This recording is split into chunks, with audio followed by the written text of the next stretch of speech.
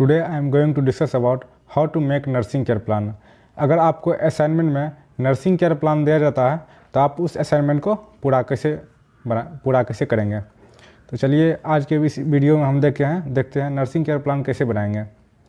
तो सबसे पहले नर्सिंग केयर प्लान बनाने के लिए आप A4 साइज पेपर लेंगे और उसमें चारों साइड बॉर्डर लाइन ड्रॉ करेंगे।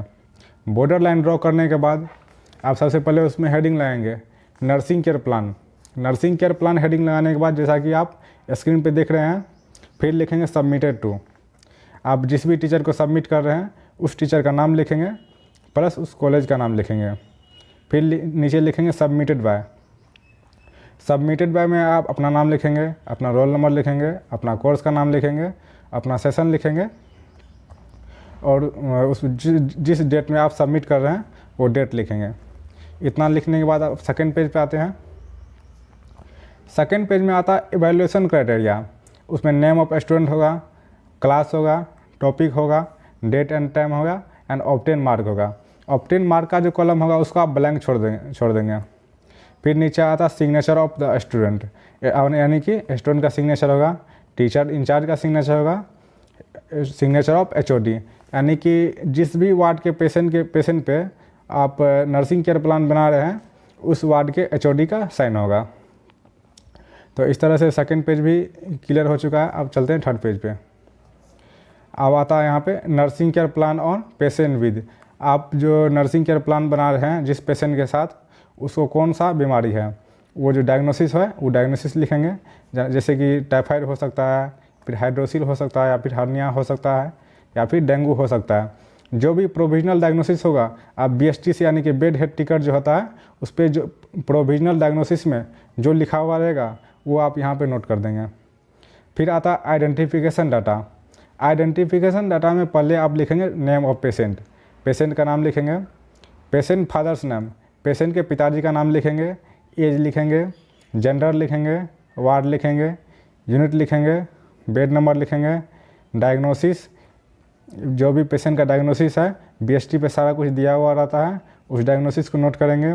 पेशेंट का एड्रेस लिखेंगे, डेट ऑफ एडमिशन, पेशेंट किस डेट को हॉस्पिटल में एडमिट हुआ है वो डेट लिखेंगे। Date of care start, patient का केयर किस डेट में स्टार्ट हुआ है। फिर आता नीचे डेट ऑफ केयर इंडेड, यानी कि पेशेंट का जो केयर है वो कब समाप्त हुआ है। या फिर उस कॉलम को, जैसे अभी केयर चल ही रहा है तो उस कॉलम को आप ब्लैंक भी छोड़ सकते हैं। फिर आता चीफ कंप्लेन। तो चीफ कंप्लेन में आप जो भी पेशेंट का कंप्लेन है, जो भी पेशेंट आपको कंप्लेन करेगा वो लिखना है। तो चीफ कंप्लेन जैसे कि आपको चलिए बताते हैं चीफ कंप्लेन कैसे लिखेंगे आप। चीफ कंप्लेन में जो भी पेशेंट बताएगा कि पेशेंट का भी आप पेन है या फिर जो भी है, वोमिटिंग हो रहा है, सर दर्द कर रहा है, जो भी है। तो जैसे कि आपको, जैसे पेशेंट फीवर से सफ़र कर रहा है, patient is complain that he is suffering from fever from 5 days. जो भी पेशेंट कंप्लेन करेगा, यानी कि पेशेंट को 5 दिनों से फीवर है, तो आप वो लिखेंगे। लॉस ऑफ एपिटाइट, उसको भूख नहीं लग रहा है, कॉन्स्टिपेशन, वीकनेस एंड हेडेक। जो भी पेशेंट आपको कंप्लेन कर रहा है, अपनी परेशानी बता रहा है, वो पेशेंट का चीफ कंप्लेन होता है। फिर आता है प्रेजेंट मेडिकल हिस्ट्री, यानी कि पेशेंट को जो अभी प्रॉब्लम है, जो भी डिजीज से अभी पेशेंट सफ़र कर रहा है, आप उसके बारे में लिखेंगे। जैसे कि अभी मान लीजिए पेशेंट सफ़र कर रहा है टाइफाइड फीवर से, उसमें लिखेंगे प्रेजेंट मेडिकल हिस्ट्री में, in present time patient is suffering from typhoid fever. या फिर जो भी उसका प्रॉब्लम हो प्रेजेंट टाइम में, आप उसको प्रेजेंट मेडिकल हिस्ट्री में लिखेंगे। फिर आता past medical history. Past medical history में लिखेंगे अगर पेशेंट को इससे पहले कोई बीमारी हुई है तो आप उसके बारे में लिखेंगे। जो भी बीमारी हुई है तो उसके बारे में लिखेंगे, अगर नहीं है तो लिख देंगे there is no past medical history. हो गया, पास्ट मेडिकल हिस्ट्री भी हो गया। अब आते हैं फिर नेक्स्ट पेज पे। अब आता है फैमिली हिस्ट्री। तो फैमिली हिस्ट्री आप कैसे लिखेंगे, तो चलिए फैमिली हिस्ट्री दिखाते हैं आप कैसे लिखेंगे। जैसे कि आप देख रहे हैं स्क्रीन पे, इस टाइप का कॉलम बनाएंगे। कॉलम बनाने के बाद एक साइड होगा, जैसे कि यहाँ आप देख रहे हैं सीरियल नंबर लिखा हुआ है, name of family member, family member में कौन कौन है ये हो जाएगा, age and sex, relationship with patient, health status, उसका हेल्थ स्टेटस क्या है, एंड डायग्नोसिस। उसके फैमिली में जो भी है उसका नाम लिखेंगे, जितने भी मेंबर है सारा का नाम लिखेंगे इस कॉलम में। उसका एज क्या है और सेक्स क्या है ये लिखेंगे। रिलेशनशिप विद पेशेंट, पेशेंट का फादर है या फिर मदर है, ब्रदर है, सिस्टर है, वाइफ है, जो भी है वो इसमें लिखेंगे। हेल्थ स्टेटस, वो हेल्दी है या फिर अनहेल्दी है, इसमें लिखेंगे।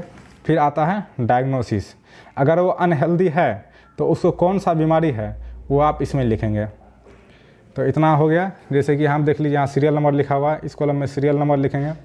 नेम ऑफ फैमिली मेम्बर, उसके फैमिली मेम्बर में कौन कौन है, उसका क्या क्या नाम है, सारा इसमें नोट करेंगे। फिर आता है एज एंड सेक्स, उसका एज लिखेंगे। फिर वो जो उसका जेंडर क्या है वो लिखेंगे। रिलेशनशिप विद पेशेंट, पेशेंट के साथ उसका क्या संबंध है, पेशेंट का फादर है या फिर मदर है, ब्रदर है या सिस्टर है, जो सन है या फिर डॉटर है, जो भी है वो लिखेंगे। उसका हेल्थ स्टेटस, हेल्दी है तो हेल्दी लिखेंगे, अनहेल्दी है तो अनहेल्दी लिखेंगे। अगर अनहेल्दी है तो उसका कौन सा बीमारी है, उसका डायग्नोसिस क्या है, वो आप इधर नोट करेंगे। फिर आता है फैमिली ट्री। तो फैमिली ट्री तो आप पहले से भी बनाना जानते होंगे। जैसे कि यहाँ पे दिया हुआ है, जैसे कि ये पेशेंट का फादर हो गया, ये मदर हो गया, और ये उसका डॉटर, मतलब पेशेंट का फादर मदर, पेशेंट की यानी कि इसका डॉटर ये हो गया, यानी कि पेशेंट का सिस्टर हो गई है, और ये पेशेंट जो कि अभी सफ़र कर रहा है बीमारी से, तो इसको सेट कर देंगे। यानी कि जो भी डिजीज कंडीशन होता है उसको सेट किया जाता है। फिर यहाँ पे पेशेंट की वाइफ आ गई, फिर उसका 2 सन है। तो इसी तरह से आप उसका फैमिली ट्री बनाएंगे। पहले फैमिली हिस्ट्री, उसके बाद फिर फैमिली ट्री। फैमिली ट्री इतना आ गया। चलिए आप आगे देखते हैं। तो इस तरह से जैसे कि आप पेशेंट का फैमिली हिस्ट्री लिखने जान गए, उसका और फैमिली ट्री भी बनाने के लिए जान गए, तो आप उससे आगे चलते हैं। अब जो देखेंगे, आप फिजिकल एग्जामिनेशन करेंगे, पेशेंट का फिजिकल एग्जामिनेशन करेंगे हेड टू टो। तो सबसे पहले उसका जनरल अपीयरेंस देखा जाता है। जनरल अपीयरेंस में आता है लेवल ऑफ कॉन्शियसनेस। पेशेंट अगर कॉन्शियस है तो कॉन्शियस लिखेंगे, सब कॉन्शियस है तो यानी सेमी कॉन्शियस है तो सेमी कॉन्शियस लिखेंगे, अगर अनकॉन्शियस है तो अनकॉन्शियस लिखेंगे। एक्टिविटी, पेशेंट का एक्टिविटी क्या है, मॉडरेट है या फिर डल है, जो भी है वो लिखेंगे। पेशेंट का ग्रूमिंग क्या है वो लिखेंगे। पोस्चर क्या है, पोस्चर नॉर्मल है तो नॉर्मल लिखेंगे। बॉडी बिल्ड क्या है, अगर ओबेज है तो ओबेज लिखेंगे, थिन है तो थिन लिखेंगे, नॉर्मल है तो नॉर्मल लिखेंगे। फिर पेशेंट का गेट कैसा है वो लिखेंगे, गेट नॉर्मल है तो नॉर्मल लिखेंगे। फिर आता है एंथ्रोपोमेट्री। एंथ्रोपोमेट्री में क्या क्या होता है, जैसे एंथ्रोपोमेट्री में होता है वेट होता है, हाइट होता है, तो पेशेंट का क्या वेट है, क्या वजन है वो लिखेंगे। उसका क्या हाइट है, हेड सर्कमफ्रेंसेस क्या है, चेस्ट का सर्कमफ्रेंसेस क्या है, अपर मिड आर्म सर्कमफ्रेंसेस क्या है। फिर आता है वाइटल साइन। वाइटल साइन में आप उसका एक्सिलरी टेम्परेचर लेंगे, यानी कि उसका यानी कि थर्मामीटर से आप उसका एक्सिलरी टेम्परेचर जो होगा उसको नोट करेंगे। उसका पल्स रेट, यानी कि उसका हार्ट बीट 1 मिनट में, हार्ट 1 मिनट में कितने बार बीट करता है, वो हो गया पल्स रेट।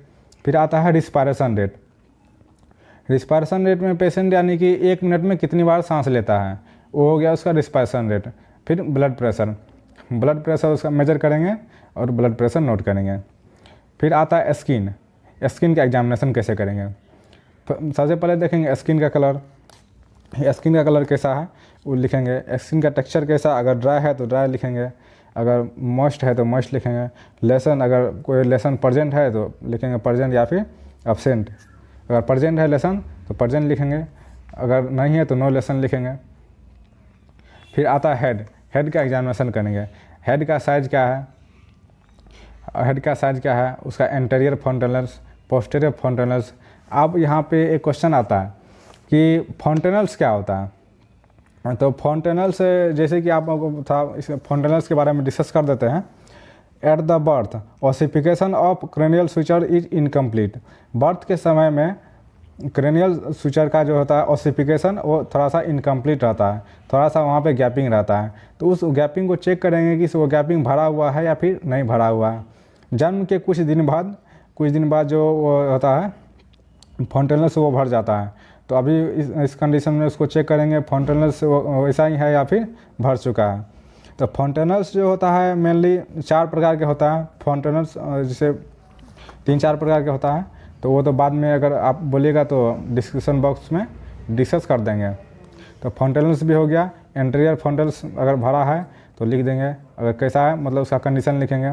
फिर आता है स्काल्प आता है, स्काल्प जैसा होगा लिख देंगे। फिर आता है स्कल।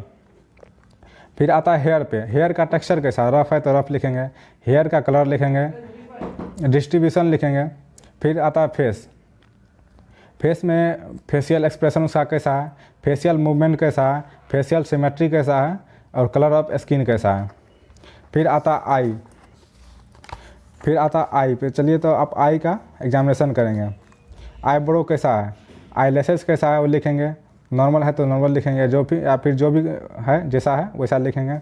आई लिड्स कैसा है, आई लिड्स कैसा है, एंट्रोपियन है तो एंट्रोपियन लिखेंगे, जो भी उसका कंडीशन है वो लिखेंगे। आई बॉल कैसा है, अगर बाहर की ओर निकला हुआ है तो प्रोट्रूडेड लिखेंगे, अगर नॉर्मल है तो नॉर्मल लिखेंगे।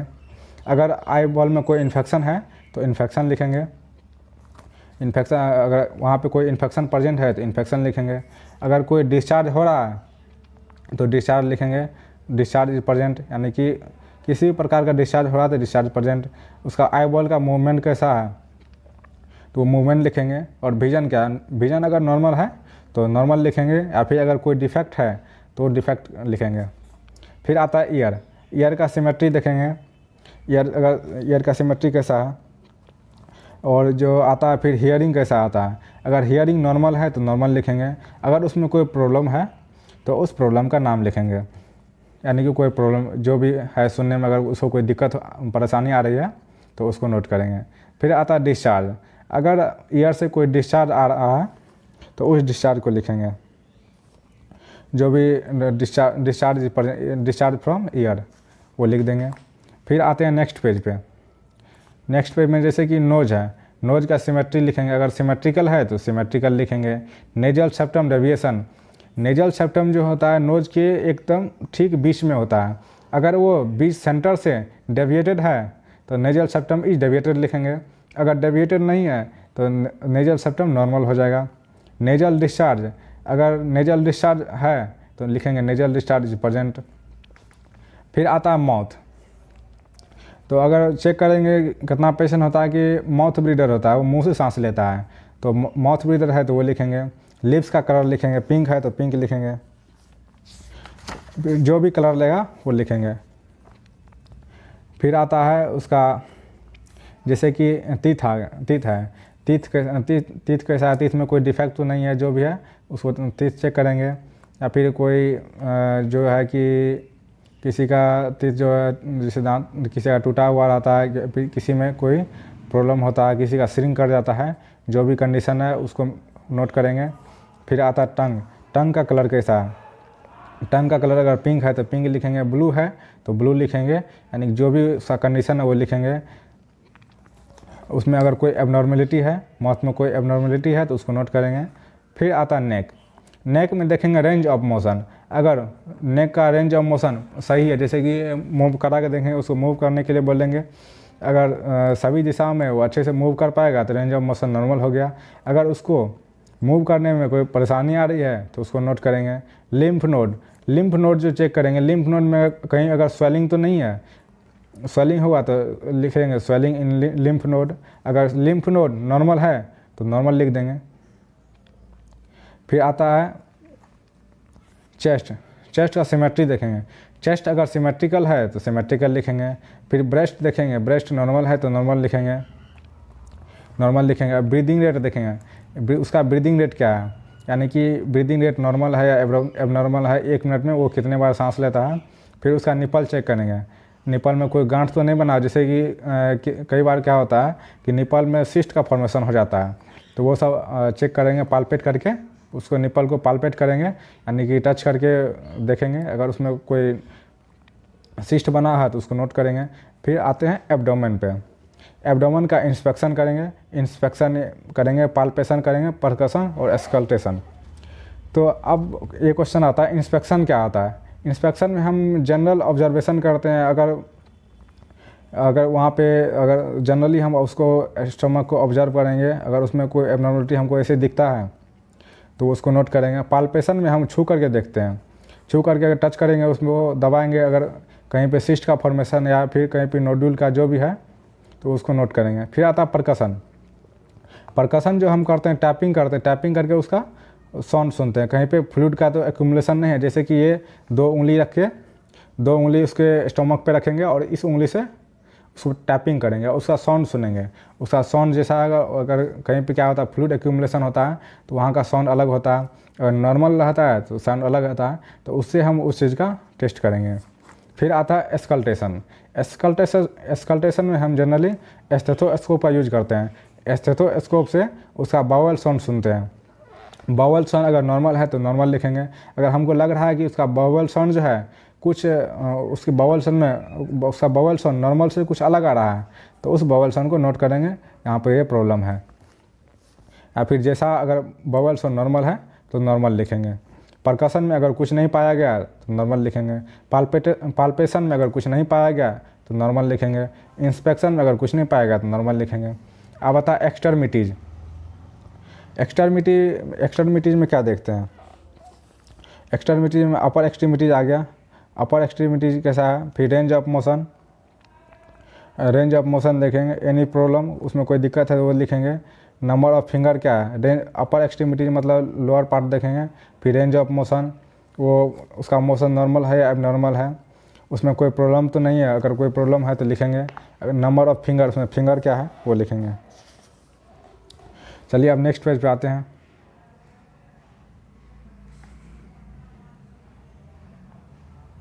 फिर आता है लोअर एक्सट्रीमिटीज। लोअर एक्सट्रीमिटीज में क्या क्या आता है? रेंज ऑफ मोशन आता है, एनी प्रॉब्लम, एनी डिफॉर्मिटी। यानी कि अपर एक्सट्रीमिटीज में बॉडी के अपर पार्ट का इन्वेस्टिगेशन करते हैं और लोअर एक्सट्रीमिटीज में बॉडी के लोअर पार्ट का इन्वेस्टिगेशन करते हैं। तो लोअर पार्ट में जैसे कि पैर का रेंज ऑफ मोशन देखेंगे, अगर उसमें रेंज ऑफ मोशन में कोई प्रॉब्लम है तो उस प्रॉब्लम को नोट करेंगे। उसमें कोई डिफॉर्मिटी है तो वो डिफॉर्मिटी को नोट करेंगे। अब आता है जेनेटिलिया। जेनेटिलिया में पहले ये देख लेंगे फीमेल्स है या फिर मेल्स है। अगर फीमेल्स है तो लिख देंगे फीमेल्स। उसका मॉन्स प्यूबिस कैसा है, एक्सटर्नल जेनेटिलिया कैसा है, यूरिनरी पैटर्न कैसा है, कॉन्जेनिटल एनोमली कैसा है। अगर वहाँ पे कोई प्रॉब्लम आएगा तो उसको नोट करेंगे। मॉन्स प्यूबिस अगर नॉर्मल है तो नॉर्मल लिखेंगे। लेबिया माइनोरा अगर नॉर्मल है तो नॉर्मल लिखेंगे। लेबिया माइनोरा अगर नॉर्मल है तो नॉर्मल लिखेंगे। क्लाइटोरिस नॉर्मल है तो नॉर्मल लिखेंगे। अगर कोई इसमें डिफेक्ट है तो वो नोट करेंगे। अब आता है एनस एंड रेक्टम। एनस और रेक्टम का एग्जामिनेशन कैसे करेंगे, उसमें क्या क्या एग्जामिन करेंगे। अगर उसमें कोई कॉन्जेनिटल एनोमली है तो उसको नोट करेंगे। एनी अदर एबनॉर्मलिटी है तो उसको नोट करेंगे। यानी कि जनरली उसको ऑब्जर्व करेंगे। अगर वहाँ पे हमको कोई प्रॉब्लम दिखेगा, हेमोरेड्स दिखेगा या फिर कोई भी हेमोरेड्स दिखेगा, पाइल्स दिखेगा, फिशर दिखेगा, जो भी हमको दिखेगा वो नोट करेंगे। या फिर रेक्टल प्रोलैप्स दिखेगा तो उसको हम नोट करेंगे कि रेक्टल प्रोलैप्स यहाँ प्रेजेंट है। फिर आता है सिस्टमिक एग्जामिनेशन। सिस्टमिक एग्जामिनेशन में क्या क्या देखते हैं? सिस्टमिक एग्जामिनेशन में सबसे पहला पॉइंट जो है central nervous system. Central nervous system जो है उसमें आता है क्राइंग, वो क्राई कर रहा है नहीं है। फिर सेज्यूर लिखेंगे। फिर उसका आता है रिस्पायरेटरी प्रॉब्लम। रिस्पायरेटरी प्रॉब्लम में क्या क्या देखेंगे? कफ देखेंगे, कोई कफिंग तो नहीं है, यानी उसको कफ जो बनता है बलगम तो नहीं है। फिर उसका ब्रीदिंग डिफ़िकल्टी देखेंगे, सांस लेने में कोई परेशानी तो नहीं है। अगर कोई प्रॉब्लम है तो उस प्रॉब्लम को नोट करेंगे। चेस्ट पेन तो नहीं है, अगर चेस्ट पेन रहेगा तो चेस्ट पेन प्रेजेंट लिखेंगे। यहाँ तक हो गया। चलिए अब नेक्स्ट पेज पे चलते हैं। Cardiovascular system.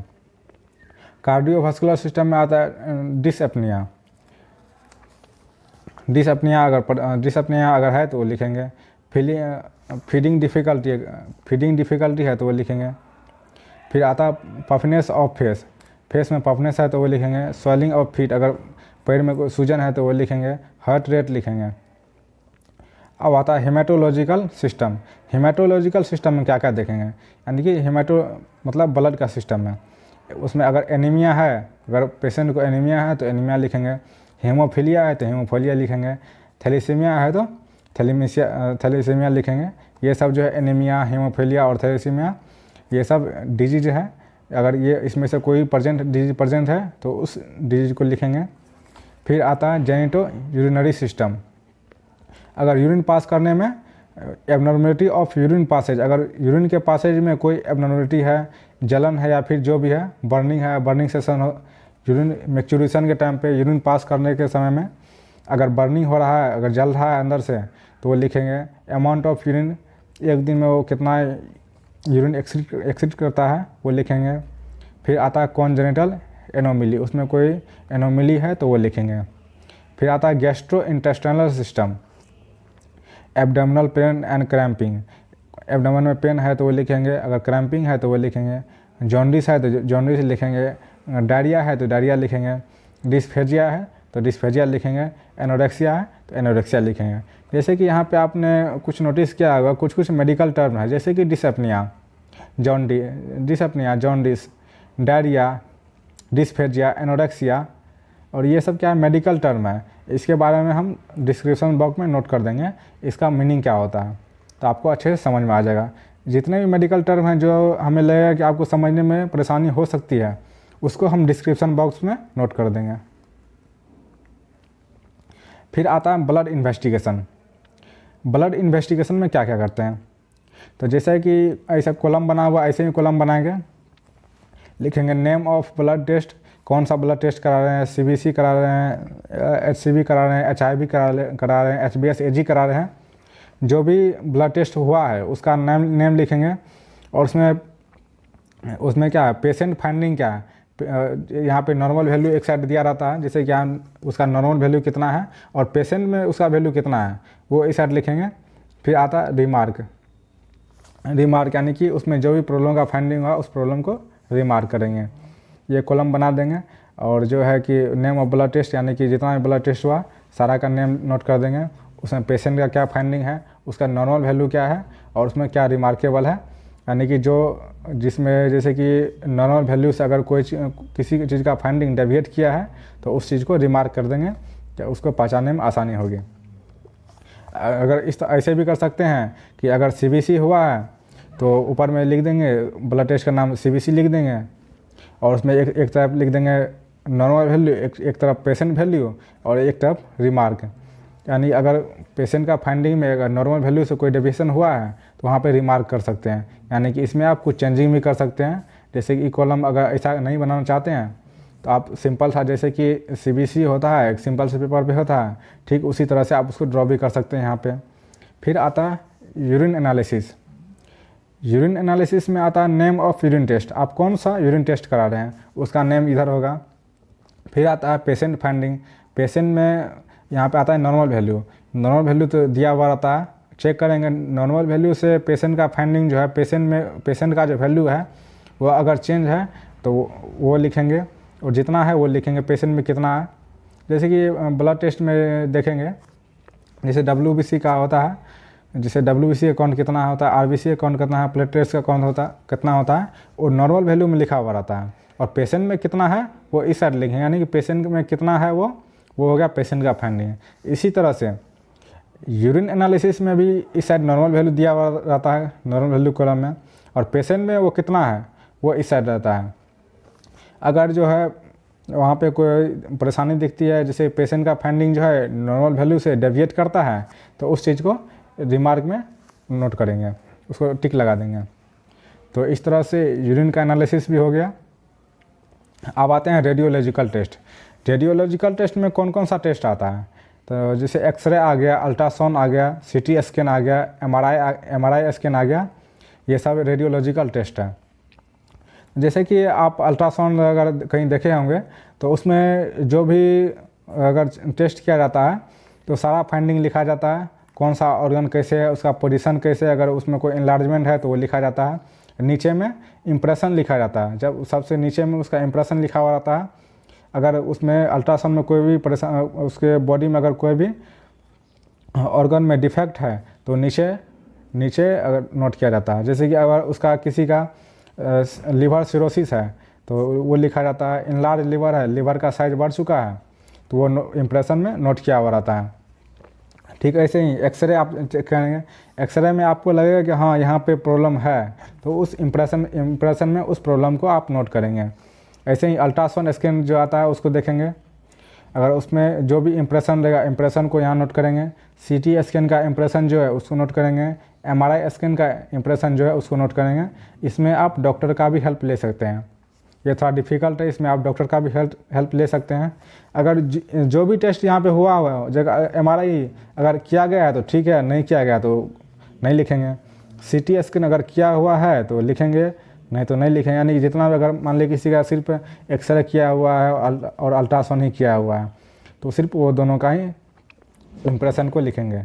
अगर ये यहाँ पे एक्सरे के इम्प्रेशन को पहचानने में आपको कहीं दिक्कत आ रही है तो आप डॉक्टर का हेल्प ले सकते हैं। अपने वार्ड में जो डॉक्टर रहते हैं आप उससे मदद ले सकते हैं।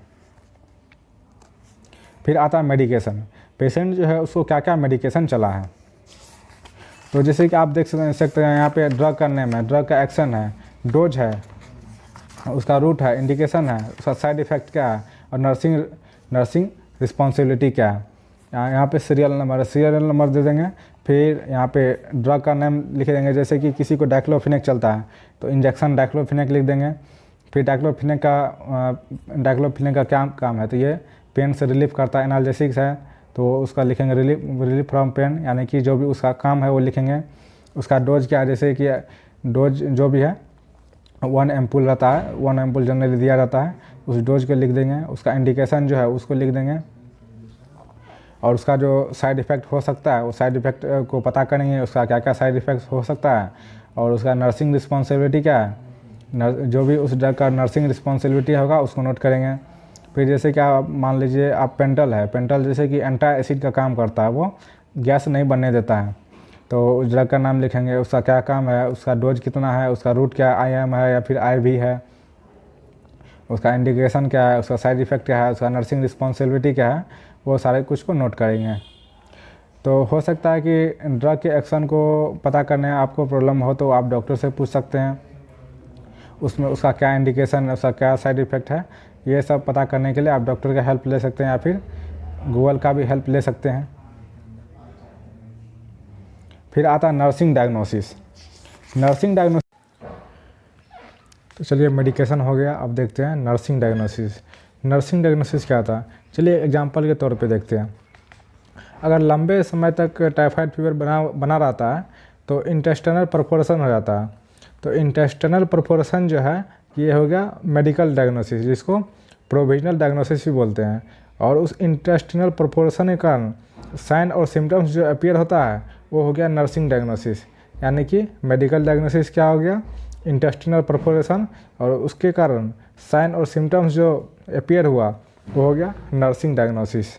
तो नर्सिंग डायग्नोसिस में अब इसका जो मान लीजिए इंटेस्टिनल परफोरेशन ये प्रोविजनल डायग्नोसिस है, उसका नर्सिंग डायग्नोसिस क्या होगा, तो high fever related to intestinal perforation, ये पहला नर्सिंग डायग्नोसिस हो गया। और दूसरा नर्सिंग डायग्नोसिस क्या होगा, body pain related to fever. और जैसे अब तीसरा नर्सिंग डायग्नोसिस क्या हो जाएगा, constipation related to irregular bowel movement. Irregular bowel movement के कारण कॉन्स्टिपेशन हो जाएगा। अब loss of appetite related to constipation के कारण भूख भी नहीं लगेगा। अब पांचवा नर्सिंग डायग्नोसिस क्या हो जाएगा, joint pain related to fever. अब जो पहला नर्सिंग डायग्नोसिस था वो था high fever related to intestinal perforation. इसको इस तरह से भी लिख सकते हैं, altered body temperature related to disease condition, यानी कि डिजीज कंडीशन के कारण जो बॉडी का टेम्परेचर है वो अल्टर्ड हो चुका है। तो ये पांचों नर्सिंग डायग्नोसिस हो गया। जैसे पहला नर्सिंग डायग्नोसिस क्या हो गया, अल्टर्ड बॉडी टेम्परेचर या फिर high fever related to disease condition. दूसरा हो गया body pain related to fever. तीसरा हो गया constipation related to irregular bowel movement. चौथा हो गया loss of appetite related to constipation के कारण लॉस ऑफ एपिटाइट हो गया। अब पांचवा है joint pain related to fever के कारण अब उसको जॉइंट पेन हो रहा है। तो अब इस नर्सिंग डायग्नोसिस को लिख लिए। अब आता है इसका care plan. Nursing care plan कैसे बनाते हैं, नर्सिंग केयर प्लान जैसे कि आपको यहाँ पे दिख रहा होगा, ये एग्जांपल के तौर पे लिए हैं। और इसका जो बनेगा कॉलम जो बनेगा, जैसे कि फर्स्ट कॉलम में होगा असेसमेंट, फिर होगा नर्सिंग डायग्नोसिस, फिर होगा गोल, हमारा क्या गोल है। फिर जो होगा प्लानिंग, यानी कि हमारा जो प्रॉब्लम है अल्टर बॉडी टेम्परेचर है डिजीज कंडीशन के कारण, उस बॉडी टेम्परेचर को मेंटेन करने के लिए हमको क्या क्या प्लानिंग करना पड़ेगा। तो गोल के बाद एक और कॉलम होगा जिसमें होगा प्लानिंग होगा, फिर होगा इम्प्लीमेंटेशन होगा, जैसे कि इंटरवेंशन दिया है, इंटरवेंशन के बाद होगा प्लानिंग, इंटरवेंशन के बाद इम्प्लीमेंटेशन होगा, उसके बाद होगा एवेल्यूएशन।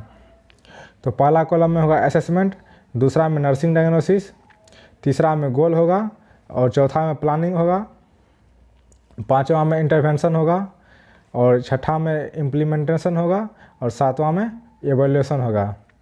तो आप देखते हैं असेसमेंट क्या होता है। जो भी पेशेंट कंप्लेन करता है दो टाइप का होता है, जैसे कि पेशेंट हमको जो कंप्लेन बताता है वो होगा सब्जेक्टिव डाटा, और एक होता है ऑब्जेक्टिव डाटा जो हम ऑब्जर्व करते हैं। जैसे कि पेशेंट को पेन हो रहा है, तो पेन जो है तो पेन तो हमको दिखेगा नहीं, पेशेंट तो खुद बताएगा कि हमको यहाँ पे पेन हो रहा है। तो पेन जो हो गया वो सब्जेक्टिव डाटा हो गया। जो भी पेशेंट हमको बताएगा वो हो जाए, जो भी डाटा पेशेंट हमको बताएगा वो सब्जेक्टिव डाटा हो जाएगा। और जो हम ऑब्जर्व करेंगे, जैसे कि ब्लीडिंग हो गया, तो ब्लीडिंग को तो हम ऑब्जर्व कर सकते हैं, हम खुद से देख सकते हैं हाँ ब्लीडिंग हो रहा है, तो ये हो गया ऑब्जेक्टिव डाटा। तो असेसमेंट में दो टाइप का डाटा होता है, एक सब्जेक्टिव डाटा और एक ऑब्जेक्टिव डाटा। सब्जेक्टिव डाटा वो जो पेशेंट बताएगा, और ऑब्जेक्टिव डाटा वो जो पेशेंट में हम ऑब्जर्व करेंगे। अब आता है नर्सिंग डायग्नोसिस। नर्सिंग डायग्नोसिस में पहला हमारा क्या था, altered body temperature related to disease condition. Disease condition के कारण बॉडी का टेम्परेचर अल्टर्ड हो चुका था। अब हमारा गोल क्या है, हमारा गोल है बॉडी के टेम्परेचर को रिड्यूस करना, टू रिड्यूस बॉडी टेम्परेचर। अब बॉडी टेम्परेचर को रिड्यूस करने का जो गोल है, तो इसके लिए हम कुछ प्लानिंग करेंगे, जैसे कि स्पंज बाथ देंगे। तो स्पंज बाथ क्या करता है, बॉडी के टेम्परेचर को रिड्यूस कराता है, तो उससे बॉडी का टेम्परेचर रिड्यूस होगा। तो प्लानिंग हमारा हो जाएगा। और ये जो इंटरवेंशन है, इंटरवेंशन को आप हटा भी सकते हैं, नहीं भी लिखेंगे तो भी चलेगा। तो गोल के बाद आप डायरेक्ट प्लानिंग कर सकते हैं। आप जो है नर्सिंग डायग्नोसिस का ट्रीटमेंट के लिए आप क्या प्लानिंग, जो भी प्लानिंग करेंगे वो उसमें नोट करेंगे। जैसे कि हाई फीवर है तो उसके लिए आप स्पंज बाथ देंगे, स्पंज बाथ देंगे तो आपका प्लानिंग हो गया। अब इम्प्लीमेंटेशन करेंगे, इम्प्लीमेंटेशन में आप जो भी जैसे कि प्लानिंग किए तो प्लानिंग को इम्प्लाई किए तो वो लिखेंगे। और इवैल्यूएशन में आता है, आप उसका फिर से उसको रीचेक करेंगे, चेक करेंगे कि बॉडी का टेम्परेचर जो है मेंटेन हुआ या नहीं, नॉर्मल लेवल पे आया या नहीं, तो वो उसमें लिखेंगे। अगर patient temperature has been reduce, patient का टेम्परेचर अगर रिड्यूज हो चुका है तो लिखेंगे patient temperature has been reduce. तो पहला असेसमेंट करेंगे, दूसरा नर्सिंग डायग्नोसिस, तीसरा गोल होगा, चौथा होगा प्लानिंग, पांचवा में इम्प्लीमेंटेशन करेंगे, उसको अप्लाई करेंगे, और छठा हो जाएगा इवैल्यूएशन। तो हमारा जो पहला नर्सिंग डायग्नोसिस था वो तो क्लियर हो गया। अब आता है body pain related to fever. अब जो बॉडी पेन आ रहा है तो फीवर के कारण, तो उस बॉडी पेन के लिए, बॉडी पेन जो नर्सिंग डायग्नोसिस है उसका हमारा बॉडी पेन को रिड्यूस करने का क्या गोल है, हमारा जो गोल होगा तो उस डायग्नोसिस के लिए हमारा गोल होगा बॉडी के पेन को कम करना। जैसे कि हमारा दूसरा नर्सिंग डायग्नोसिस है body pain related to fever, तो हमारा गोल क्या होगा, हमारा गोल यही होगा कि पेन को रिड्यूस कर दें। पेन को रिड्यूस करने के लिए जो हम प्लानिंग करेंगे वो प्लानिंग में लिखेंगे। फिर इम्प्लीमेंटेशन आता है, तो जो इम्प्लीमेंटेशन आता है तो जो हम अप्लाई किए वो इम्प्लीमेंटेशन में लिखेंगे। जो भी मेथड हमने अप्लाई किया वो इम्प्लीमेंटेशन में लिखेंगे कि हमने ये सारा प्रोसीजर किया, इस प्लानिंग जो हम किए वो सारा को अप्लाई कर दिए। अब आता है एवैल्यूएशन, फिर हम उसको चेक करेंगे कि बॉडी पेन रिड्यूस हुआ या नहीं हुआ। फिर आता है constipation related to irregular bowel movement. Irregular bowel movement के कारण जो कॉन्स्टिपेशन हुआ, अब वो एक तीसरा नर्सिंग डायग्नोसिस है, तीसरा नर्सिंग डायग्नोसिस में लिखेंगे। अब जो है हमारा क्या गोल है, to relieve from constipation, constipation को दूर करना हमारा गोल है। अब उसके लिए हम प्लानिंग करेंगे कैसे कैसे हम उस कॉन्स्टिपेशन से पेशेंट को रिलीव करा सकते हैं, कॉन्स्टिपेशन को कम कर सकते हैं। और इम्प्लीमेंटेशन में क्या करेंगे, हम उस प्लानिंग को अप्लाई करेंगे, और एवोल्यूशन में हम चेक करेंगे कॉन्स्टिपेशन ठीक हुआ या नहीं हुआ।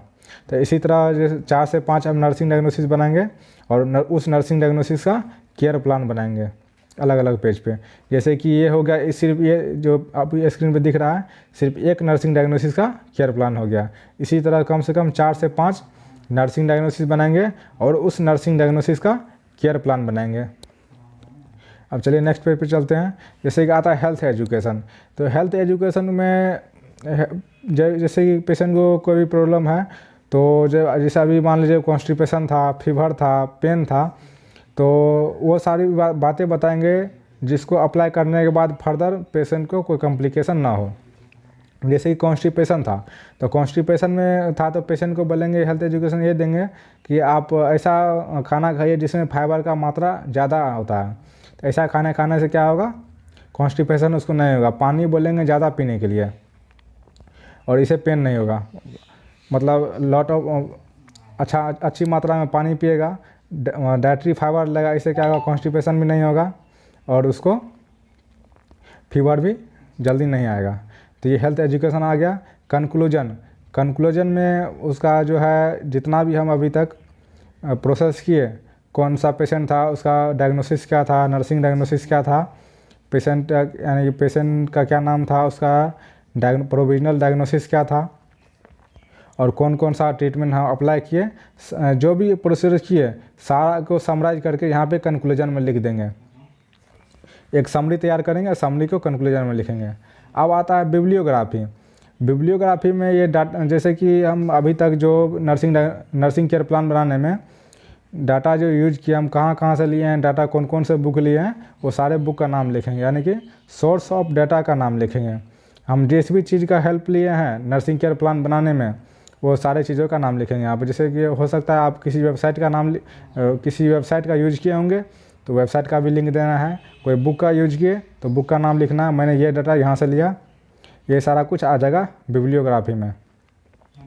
तो इस तरह से हमारा नर्सिंग केयर प्लान बन जाता है। ये हमारा पूरा नर्सिंग केयर प्लान का फॉर्मेट था। तो वीडियो यहीं पे ख़त्म करते हैं।